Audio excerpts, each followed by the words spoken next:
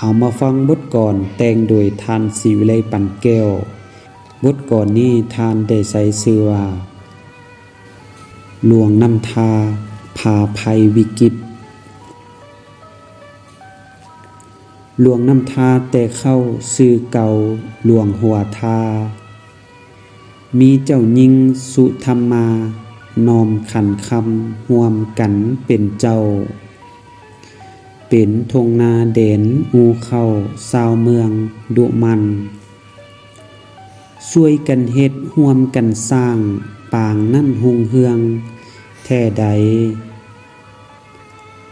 ตกมาปีหนึ่งนั้นน้ำท่วมใหญ่ภัยมหันต์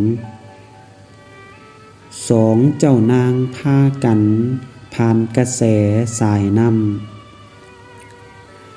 ำเรือเพไปต้นราษฎรน้องพี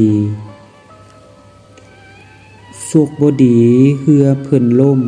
จมน้ำ10วายเสียใจเดเป็นเรื่องราวแต่เข้าประวัติเก่ากายมาบ่คิดว่าสิมีภัย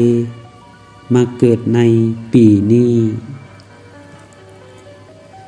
สายนาทีน้องท่วมนาสวนหัวไห้หลายบ้านประสบภัยเฮงห้ายมาลายสิ้นทรัพย์สินบ้านเฮือนพังทลายล่มไหลหลังลงนาทีเส้นทางมีหลายสายขาดไปเป็นบันกิจการหลายด้านบริการหยุดก่อนทรัพย์สินอุปกรณ์หับไส้มาลายสิ้นมากมายแนวว่าสู่มือนี้มีหลายสิ่งพัฒนาทุกเผ่าพงภาษามาอังอ๋อหนาแน่นแม่นแต่การก่อสร้างเฮือนซานบ้านซอง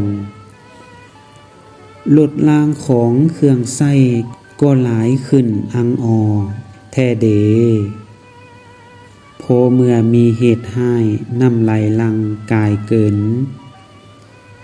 ประเมินผลเสียหายให้ชัดเจนบ่ทันได้ใครเดการจะตั้งสังคมหลายภาคส่วนพากันสวนช่วยส่วนสู้ให้ปลอดภัยขอบใจเด้อพี่น้องทุกท้องถิ่นอาณาพากันช่วยกู้ภัยส่งปัจจัยสู่ส่วนหลายภาคส่วนการจะตั้งสังคมก็เป็นห่วงช่วยให้หลวงน้ำทาผ่านพ้นผลให้อุทกภัยขอขอบใจภาครัฐการจะตั้งศูนย์กลางเพิ่นมาดูแลแก้ปัญหาตัวจริงลิงแลชาวบ้านทุกทานการนำได้มีปัจจัยสดสวยขออวยพรทุกทานมั่นยืนอย่างส่วนนิรันดร์นันทรชาวหลวงน้ำทาทุกทั่วหน้าอาสาห่วมแห่งกันพาฟันภัยวิกฤตพิสิทธิ์ความเคืองเศร้าเต่าห่วมโฮมพลังพร้อมเพียงกันโพนพานบ่นานเฮาจะฟื้น